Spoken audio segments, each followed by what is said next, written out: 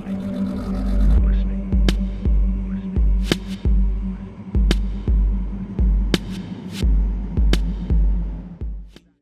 what's up guys, this is Roger with TechReview.net. Today I'm going to be taking a look at the PlayStation Vita, which is the latest handheld gaming console by Sony.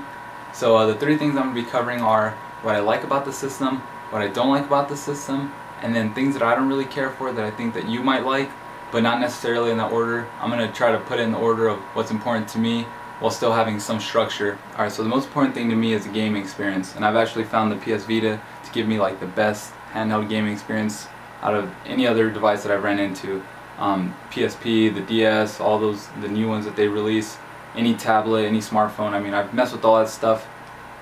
This has given me the best gaming experience by far, and I attribute that to things like its screen, which is a 5-inch AMOLED display. The thing is gorgeous. I'll show you guys examples of that. The quad-core processor, which allows it to be really fast and snappy with the interface and all that stuff. The games runs seamlessly. Developers have so much options because this thing has so much power, but unfortunately with all that power it also consumes power a lot quicker, so you won't be expecting like the best battery life. I mean, I get about 4 hours of battery life. This system here is actually, as you can see, the Wi-Fi version. They do have a 3G version as well. I have tethering on my phone, so I don't need that, and it's actually only $250 for the Wi-Fi version and $300 for the 3G version, which is really cheap compared to like what other I guess electronic makers are charging for their devices, because this thing has a quad-core I mean, the hardware on this thing is phenomenal. I don't know of how much money they actually make selling these. I'm pretty sure they intend to make their money selling games and stuff like that. I know a lot of people may have a problem with the fact that there's not very many games out yet, but I find the game selection to be really well. I've been really entertained with the 4 that I've got so far, which is Rayman Origins, Uncharted, Wipeout, and Marvel vs. Capcom 3. Those games have been pretty cool. I mean, I have my game that I play a lot online, which is Marvel vs. Capcom. Uncharted is strictly offline game. I hate to say this, I am a Sony fan, but unfortunately one thing that Sony continues to do is all of their crap is proprietary as hell. I mean, the games are completely new. This is a type of media you've never seen before, just like the Universal Media Disc they came out with the PSPs. I mean, this port up here on the top, this is like an accessory port. It's not USB, micro USB, none of that stuff. It's all completely proprietary, so they're going to make them themselves. Charging port, same thing. No micro or mini USB. I mean, the headphone jack's the same, thank God. I wish Sony would just, save us some money and not make everything their own. Especially when they're making their own stuff like overly priced. I mean, I got this 8 gig memory card in here for, how much did I get it for? Probably like $40 for this thing, when I could buy an SD or micro SD for half the price. So that kind of sucks. That's actually one of the major problems I have with this device, is how proprietary everything is. And it doesn't come with the memory card or any of that stuff. All you're gonna get is the device, the charger, and the USB cord, which also serves as a charger, and some documentation. That's really it. It's designed really well in terms of like appearance and where everything's at. It's really comfortable to hold. I'm never like, oh, I wish this button was over there, that'd make it easier. But what I don't like about it is how plasticky it is. I mean, it's basically all plastic. It doesn't really feel very sturdy. I mean, it's really light, so I guess that's a good part. I mean, you get like a trade-off. The controls, yeah, they're a bit gimmicky, and sometimes like when you're doing the touch stuff, or in Uncharted, they'll have you use the camera to like take pictures of good scenery, but you have to frame it perfectly, and you actually use the camera, and you have to have like the right lighting and stuff. These one things, and then you clean artifacts, and you'll like flip it using this, and you'll clean it with this, which I find to be gimmicky, along with the front camera, which is supposed to be used for like augmented reality, where it puts you into the game.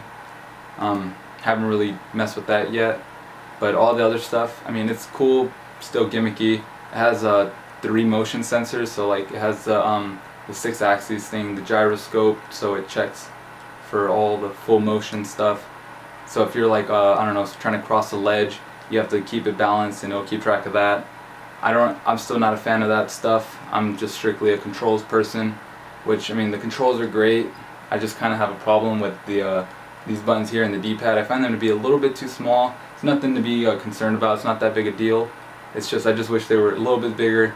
That'd be cool. The speakers on the system are pretty good. I mean, it's enough to fill up a room as long as you don't have like some really loud background noise going on.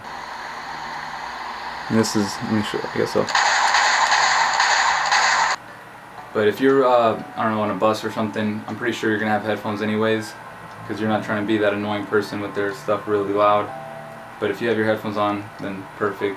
Another thing that I actually like, I have Bluetooth headphones. I have the Beats wireless ones that I've reviewed before. And this actually does have Bluetooth as well, so I'm able to pair my headphones up and listen to music. And that's pretty cool. I wasn't really expecting that, I guess because it was a gaming console and it was Sony. They tend to do their own thing. Another problem with it is that there's not very many apps. Like if you were to look in the App Store for this in the PlayStation Network market, the choices are, there's probably like 12 total, which is pretty pathetic, especially like because we expect so much more now that we have our smartphones that have infinite amounts of apps basically. That's every single app available. I mean, there's still like media, which is like videos and stuff and demos and all your games, but not very many apps, so that's kind of a bummer. Hopefully there'll be more developers for the system soon in the future. Something that might not be that big of a deal for many people, I don't really care about it because I'm not trying to use this as my browser, you know, to search the internet. But if someone's trying to search the internet on this strictly, it has a really bad browser. I don't know what it is, but I don't know what it is about Sony that they always produce really bad browsers. But like, you don't have any Flash. I don't even know if HTML5 works. But it's not. You don't have the full internet. Don't expect to use this as a web browsing device unless you know that you don't mess with Flash and stuff like that. Alright, so a pretty cool feature you guys might not know about is remote play, which basically gives my PS Vita access to my PS3. Like here goes my home screen on the PS3. My PS3 could be completely powered off right now. I pull this up, I'll be able to access all my media from it.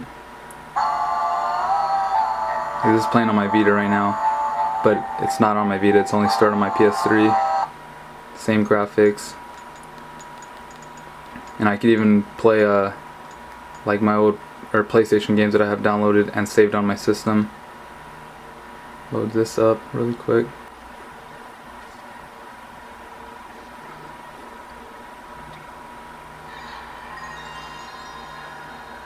I mean, it'll load up and play perfectly fine. I just don't feel like waiting for that to work. The system does have built-in GPS.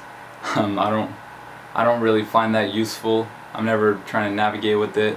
They use it so you can locate people around you automatically, so you like link up and play and stuff like that. But I mean, yeah, I don't really find that very useful. I know a lot of people are thinking that like dedicated handheld gaming is dead because tablets and stuff like that are becoming, you know, way closer to what it is, but you really can't beat the actual physical buttons and having dedicated developers that are taking the time to make really good full-length games. And if you haven't picked up a dedicated handheld gaming device in a while, I definitely recommend you guys check out the PS Vita. I mean, this thing is banging. You'll definitely be able to appreciate it once you actually have it in your hand and play it for, you know, a good amount of time. This is a big step up from what exists, and I really hope that you guys actually give it a chance, because Sony did a really good job with this one, and it's not getting that much attention when it should be, because like I said, this thing is best handheld gaming experience by far. Yeah, so that's my review of the PlayStation Vita. If you guys have any questions, feel free to let me know. I'll be responding to all of those. Also, if you feel like I missed anything, let me know so I could add it in the description. I want to be pretty thorough with this. And yeah, that's it. Make sure you click the like button and also possibly hit the subscribe button. Thanks, and see you guys.